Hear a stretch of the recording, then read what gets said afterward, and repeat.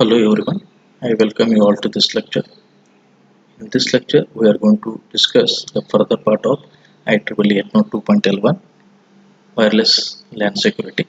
In the previous lecture, we had discussed authentication and master session key exchange over this WLAN with security as a concern, and we discussed key hierarchy along with the four-way handshake procedure between the station and that of an access point used in wireless local area networks.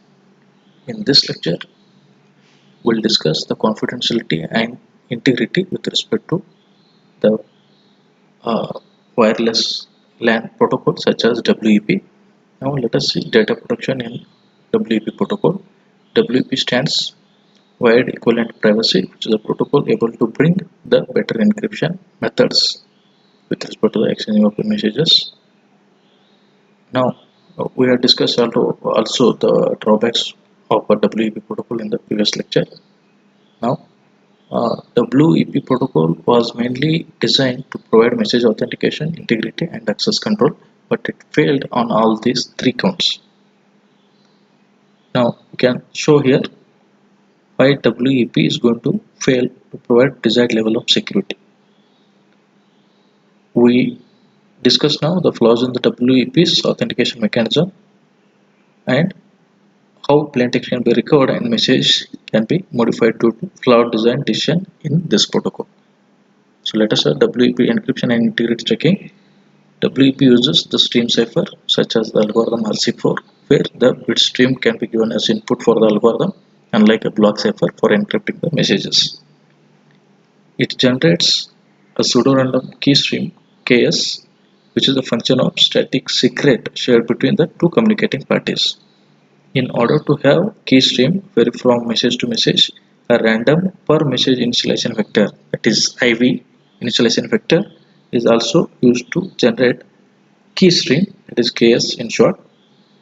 Early implementations of WEP used a 40-bit secret, that is S, which is concatenated with a 24-bit initialization vector to create total of 64-bit key.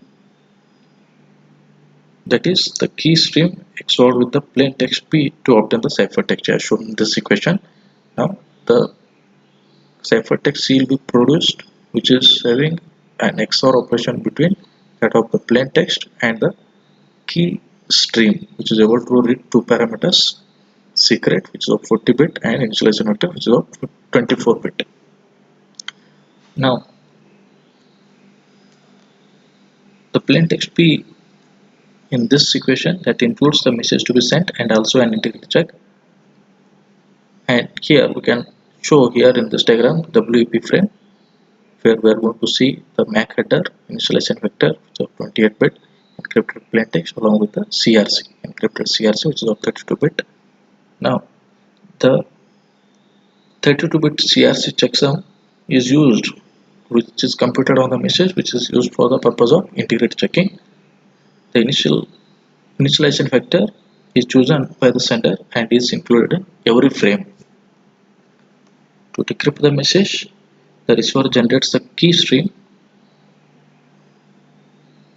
from the shared secret S and the initialization vector retrieved from the received frame. It requires the plain text from the following equation. Equation P is the plain text can be recovered by having an XOR operation between ciphertext and the key stream able to read two parameters, shared secret and initialization vector. Let us see the known plaintext attack possible over WEP protocol. The first problem with WEP is the possibility of key stream reusage.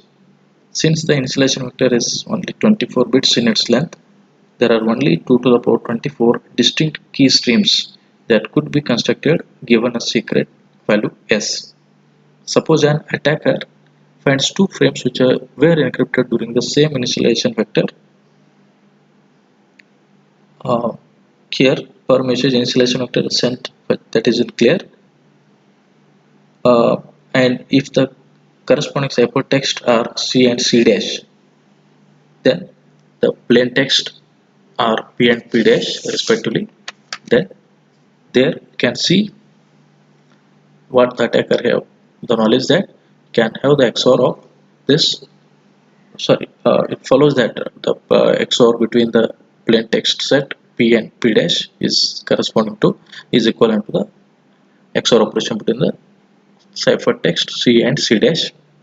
Then with this, what knowledge someone can get is P dash is the XOR operation between all this P, C and C dash. Thus, knowing C, C dash and P, we can obtain P dash, which is what the known plain text attack. Where uh, in case of the known plain text attack,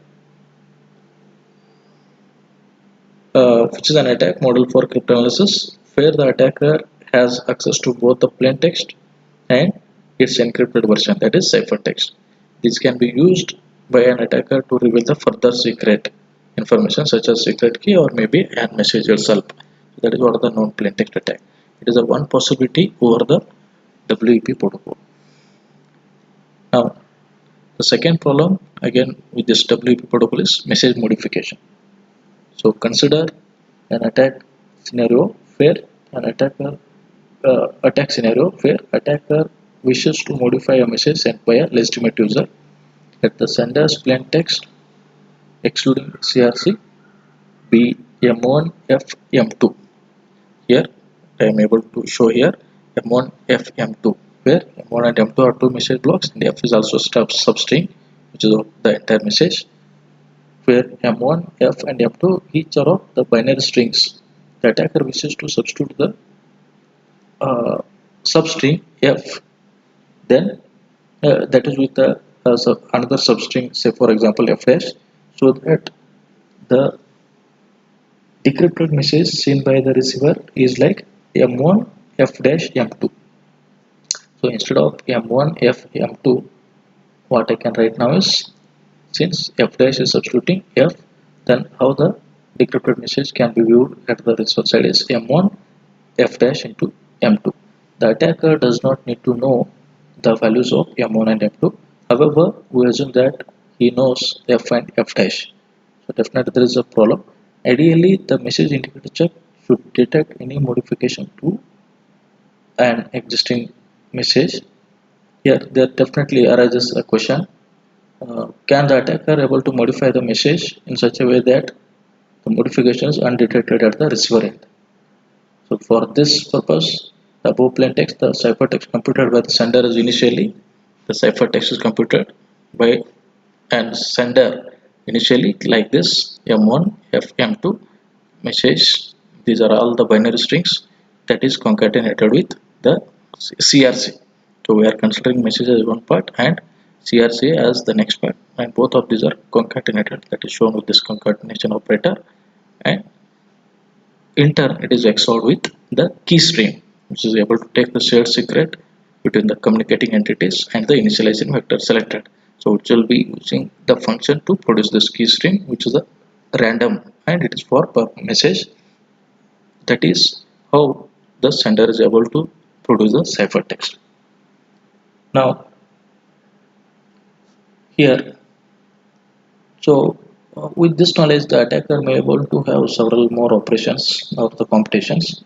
At the end, the receiver on the decrypting ciphertext may able to get M1 F dash M2, and that is concatenated with CRC, this one, and there the CRC mechanism used and the key stream which you may consider or may not consider, but instead of F, the receiver is able to get F dash. The modified message has a valid CRC and so passes the integrity check at the receiver, and the receiver accepts the message unaware that it has been modified by an attacker. So message modifications are another major flaw with respect to WEP. So that where receiver may not able to understand any substrings can be added or deleted by an attacker.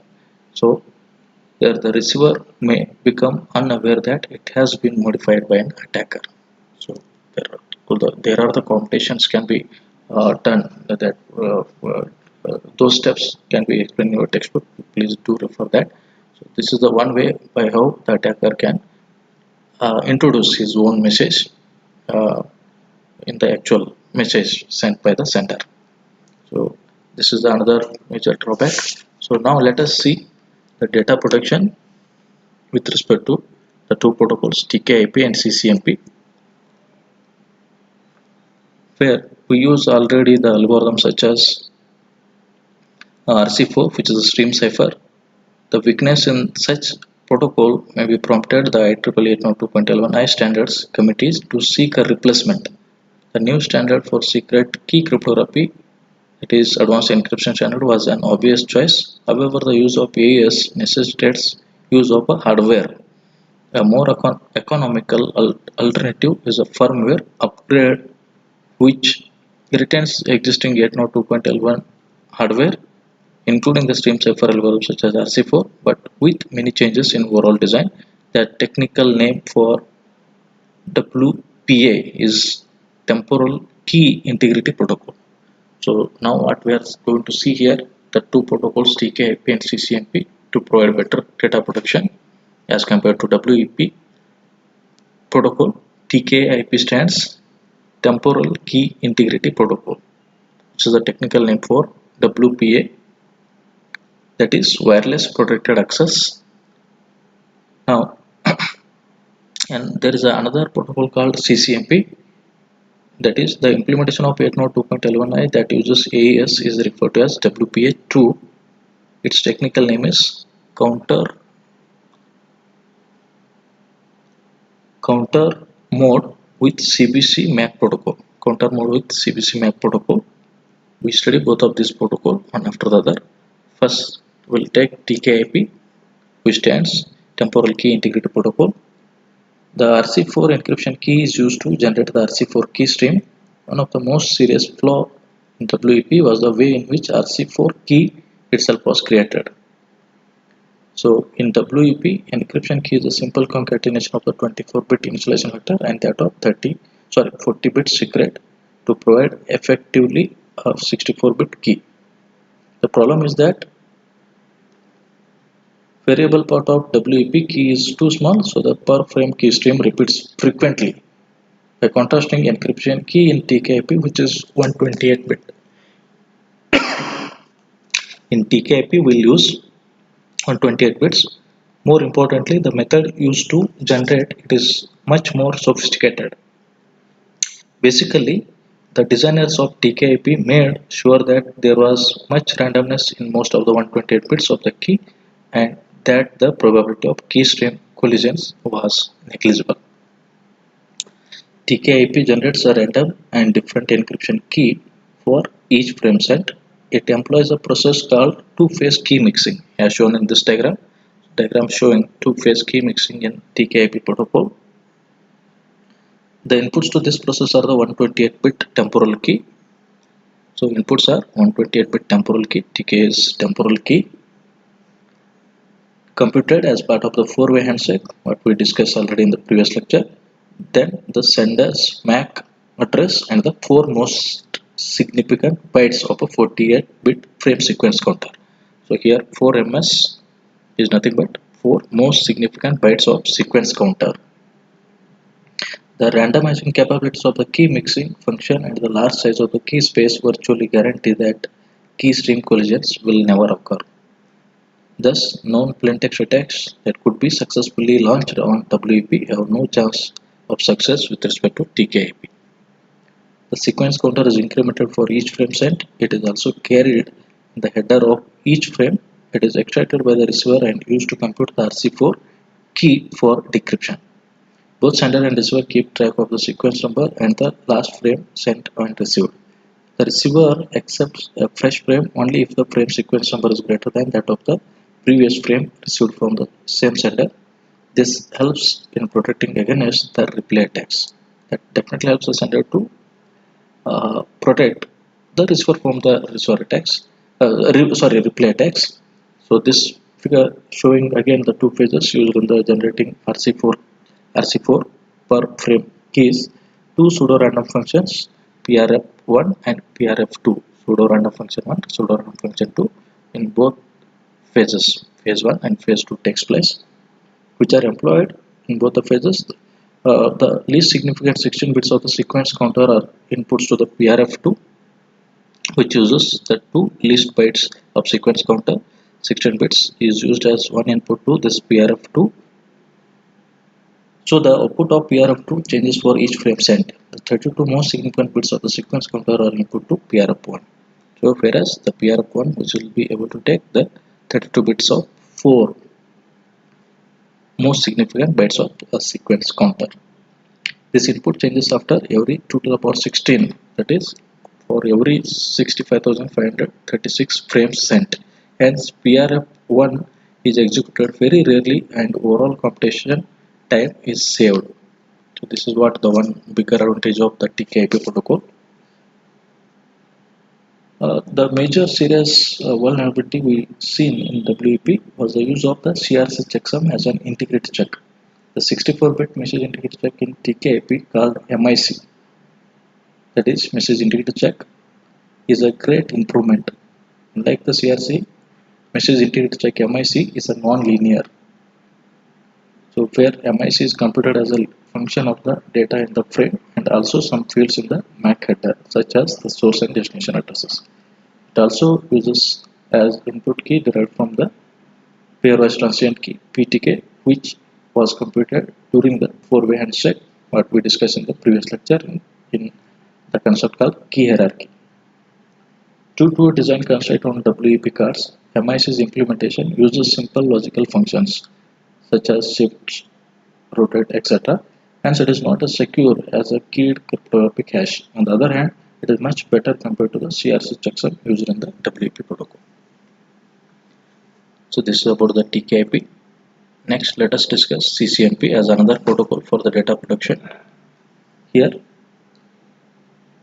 the most significant feature of CCNP and TKIP is the use of AES algorithm, that is advanced encryption standard, for both encryption and for providing message source authentication and integrity.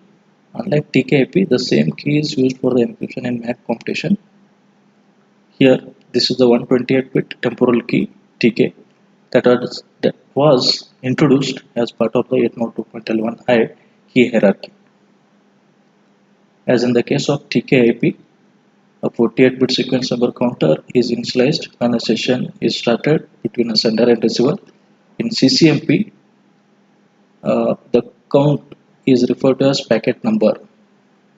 That is what I can call in short PN, packet number. The count is maintained at both sender and receiver ends. The PN is included in a special CCNP header field in a CCNP frame. The PN is incremented by the sender after each frame sent. Upon receipt of a fresh frame in that session, the receiver compares the value of PN in the CCM header versus the value stored by it. If the frame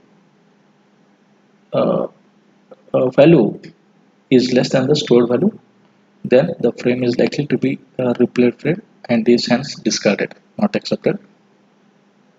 The first task in preparing a frame for transmission is to compute a message integrity check.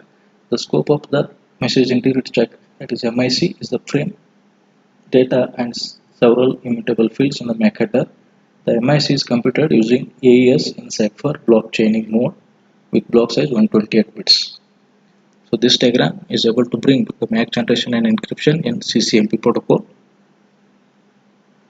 The initialization vector for the MIC computation is a nonce, which includes a 48-bit packet number. The second and third blocks used in the MIC computation are specific fields in the frame header, such as the MAC addresses, sequence control, and frame type.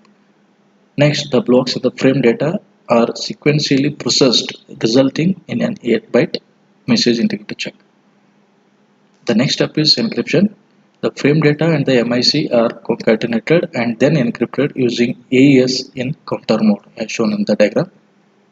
Suppose small n be the total number of blocks in the frame body plus message integrity check, then the procedure for encrypting ith block is able to have two steps. First one is it is able to compute ith block of A, that is A suffix I, using the temporal key, the encryption over Pn plus I star j. Here Pn is a packet number and j is the constant to both the sender and receiver. Then second step will be computing ith block of a ciphertext, that is XOR operation between the ith value of A, that is A suffix I, and Pi. Here Pi is the P suffix I is the ith block of the plain text. The frame now includes two new fields, the CCMP header and the MIC. Upon receipt of the frame, the receiver reverses the operations performed by the sender. It performs decryption followed by MIC verification. That is how it can achieve the authentication and the data protection. Thank you.